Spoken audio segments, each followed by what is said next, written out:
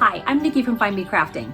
If you're caring for a baby, the name of the game is making all of those daily tasks that you have to do a million times easier. One of those tasks is, of course, diaper changing. If you're out and about, you're most likely holding a squirming baby in one arm and fishing around in a diaper bag trying to find wipes and diapers and all of the things with the other. So there's a really cool solution. It's called a diaper strap. This thing holds wipes and diapers in the little strap. All you have to grab is this. You reach in, you grab this, you are ready to change a diaper. But when I made one of these years ago, I didn't end up being a fan because I felt like everything fell at the bottom of the strap and it just made it more difficult than it would have been if I had gone for the individual items. So I found a solution. It's very simple. It's shelf liner. This grippy stuff holds the things on the inside of the strap, doesn't stick to them, but does hold them. Now, when you are done using a diaper, there's one less thing in that strap. There are multiple straps so that you can tighten it down just like that. I like snaps better than similar straps with Velcro because I think Velcro sticks to things it's not supposed to. And then over time, it doesn't stick to itself and it starts to look kind of scruffy. Snaps are a beautiful long-term solution to that problem. And this pattern's easily customizable. You want to be able to hold 4 or 5 diapers in the strap? No problem. You want to be able to hold a different wipes package with some stripes? No problem. You can whip up one of these things for yourself if you're caring for a baby, or give it to a friend who is. Come on, I'll show you how. And if you haven't already, don't forget to subscribe and hit the notification bell so that you don't miss any new patterns or projects. Here's what you're going to need for supplies. You need 2 pieces of 100% cotton cut to 14 3/4 inches long by 5 inches tall. And just know that the diaper strap does wrap this way. So if you have a directional print, if you want to be able to read it, you're going to want it to be facing that direction so that this is the side to side and this is the top and the bottom.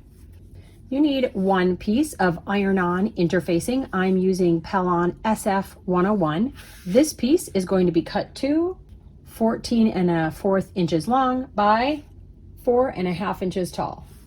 You're also going to need 1 piece of non-stick shelf liner. You can actually buy this at Dollar Tree, at Walmart, Target, or I will have a link in the description box down below for where you can buy it on Amazon. This is kind of a grippy material. You need to cut this to 13 3/4 inches long by 4 inches tall. You're going to need some snaps and a way to install them. I will be using a cam snap table press. You can also use a handheld press. And of course, if you're using the table press, you're going to need the dies for the size 20 plastic snaps, the male and female dies. For each diaper strap, you will need 1 of the male pieces and 3 of the female pieces to the snaps. Those are the ones that are in any belly button. And you will need 4 of the caps, which are the ones with the pointy piece. And you should also have an awl, which is what we're going to use to punch the holes for the snaps.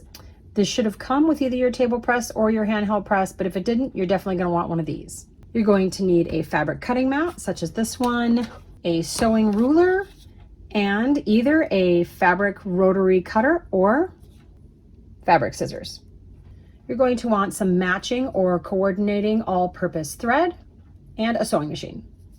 You need sewing clips and or sewing pins, a fabric marking pencil or marker, and I have 2 tools that I find very helpful and useful, but they are definitely not required. These are just optional. This is a seam roller and this is a turning tool. Helps push all the corners out after we flip the fabric right side out.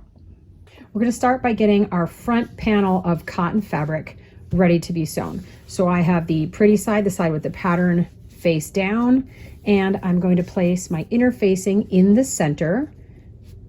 There should be a 1/4 of an inch gap on all of the sides where the interfacing does not go. And then we just need to iron that down. Once that's ironed on, your front panel is ready to go, so you can set it to the side. Now we actually want to get the inside or back panel of the cotton fabric ready to go. So I want this one to be facing up at me. So this is the pretty side facing up. And I'm going to take my shelf liner and center that up on my fabric. And I'm going to pin that in place. You could try using clips, but my clips aren't long enough to hold this, so I need to pin. Now I'm going to take this to my sewing machine and I want to sew all the way around the outside of the shelf liner. I'm going to sew it right at the edge. And once I get the whole outside perimeter sewn on, I want to tack down this middle section because it does bubble up a little bit. So I like to sew a straight line down the middle. And then I want to divide what's left, this half and this half. I'm going to sew another line right down the middle of each half. So you'll have 3 lines going down the length of the diaper strap. It'll hold all of the shelf liner in place and keep it flat. So because this non-stick liner is grippy, that is its whole purpose in life. It is going to stick to your sewing foot. I tried sewing with a non-stick foot. It honestly seemed to make it worse. I don't recommend it. A regular sewing foot works great, but what I find most useful is to gently pull on your fabric to pull it through as it's sewing. Not real hard, just gently pull on the fabric, kind of guide it through your machine, and it works great. Now I don't mark these lines or anything. I just eyeball where they're gonna go because I'm using white on this white material. You're not gonna be able to see it at all. And if you want to have a nice straight line, it's obviously a grid. You can just follow one line of the grippy material all the way down to get a pretty straight seam. Now it's time to attach the inside or back piece to the front piece that we have the interfacing on. So I'm going to put the right sides of the fabric together, line up all my edges, and I will say that all of the lines and the grippy material do shrink down this back panel a little bit. You can just trim that away once you get it all done, so don't worry about it. Line it up as best you can. I am going to mark off about a 3-inch section to not sew in this next step.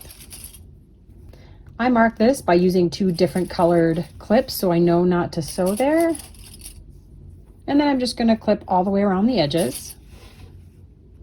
And I'm going to take the whole thing to my sewing machine and I am going to sew around the entire outside except for that 3-inch section with a 1/4 inch seam allowance. Just to make this a little bit easier to flip right side out, I am going to clip the excess fabric in the corners of my rectangle. Do not cut your stitch line, just right up next to it. You want to cut off the excess. If you do have a section where your piece with the interfacing is longer than the piece with the grippy material, you can trim that down. Then through the hole that you left in the side, you want to flip everything right side out. You just want to push what is inside to the outside. One tool that can help with this is a turning tool, and you would just insert that in and use it to push out your corners. If you very gently use this really pointy end, you can get that corner to look pretty darn crisp. Pretty pointy. Now you want to bring the whole thing back to an ironing board and we're going to press it so that all of the seams are even and your seam is actually right on the sides. You don't want that showing here on the top or on the back. And we want to fold this opening inward so that we're ready to sew it shut. So you want to fold these edges in toward the center and you want to fold them just that 1/4 of an inch so that when you sew it, the whole side looks like it's the same size, so it's all even. So I start with one side and clip it in place. And I flip it over and work on the other side. And then I'm going to use the clip to hold both sides. And then you want to iron the whole thing with those seams turned so that you can't see them from the front. And then you want to take the whole thing back to your sewing machine and top stitch the entire outside. I usually start right before my opening and I'm going to go all the way around with about a 1/4 inch seam allowance that will close your opening and top stitch it all together so it holds it in place. A quick tip to make this much easier is to put your diaper strap in so that the grippy side is facing up toward you, because if you lay it face down as you normally would when you're top stitching, the grippy stuff will stick to your machine. It'll stick to the plate underneath. It's a top stitch, but we're doing it from the back side. Then just the very edge of your sewing foot might touch the grip, but it's a lot less grip than if you have it face down and it's gripping your entire sewing machine. Now all that's left to do is install the snaps. So I will explain that I'm right-handed. So when I'm changing a baby's diaper, I am holding baby with my left, and I'm going to be doing all of the work of wiping, diapering with my right. So I want to be able to do this one-handed. So when it's closed, I want to be able to pull this way. I find that to be the easiest so that I can get to all the stuff inside the diaper strap. So I'm going to be installing my snaps with that in mind so that I can open it going this direction. So to begin, I want to find the center of my fabric because I want to make sure my snaps are running down the center. I don't want them to be crooked. So I'm going to fold my fabric in half and line up the edges. Now you can finger press this. I like to use a seam roller because it gives me a nice sharp line. And now you can tell exactly where the center of the fabric is so that your snaps will not be skiwampus. So pick the side that you want to be on the top, and that's where I'm going to install the top snap. So I'm going to mark the placement for all my snaps before I get started. And this top snap, which is for me is going to be the male side of the snap. If you're going to be including some wipes or diapers or anything with this strap, you can measure it out and figure out exactly where you want these snaps to be so that they fit the kind of wipes you're using or however many diapers you want to include. I'm including these water wipes and 2 diapers as I roll it in. So if you put your pile in the center and then figure out where you want them to be, I use my awl and I figure out how tight I want it to be, and this is my 1/2 inch mark where I'm going to put the top. That's not really going to vary for me no matter what I'm putting inside of it. But if you push down and gently push down to the other side, you can make a mark right where you want your snap to be. For me, the measurements I'm using for this are based off of this brand of diaper and these wipes, and then I'm going to add 3 snaps so that when you remove a diaper it still fits snugly. And if you remove another diaper down to just wipes, or let's say you've used a bunch of the wipes and you only have half a pack, that 3rd snap is going to be for wrapping it even tighter. But if you wanted to size them to specific wipes or specific diapers, that is how you go about figuring out where you want to put your snaps.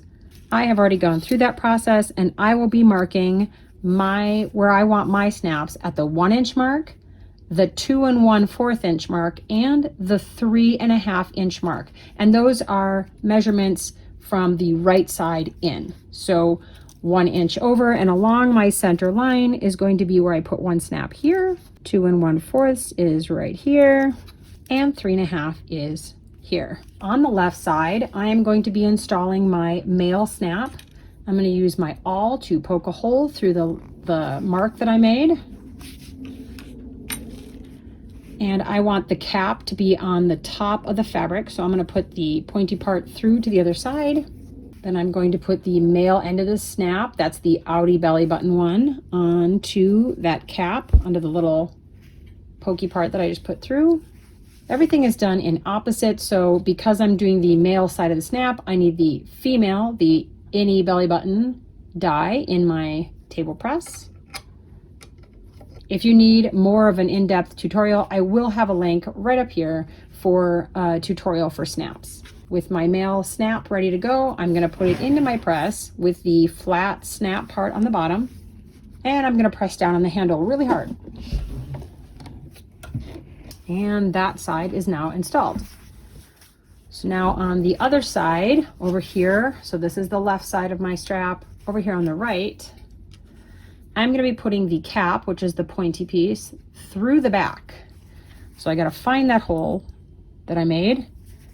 And if you have trouble finding the hole you made, if you put your awl back in the hole and wiggle it around, you can open up the hole and you can see it a little bit more.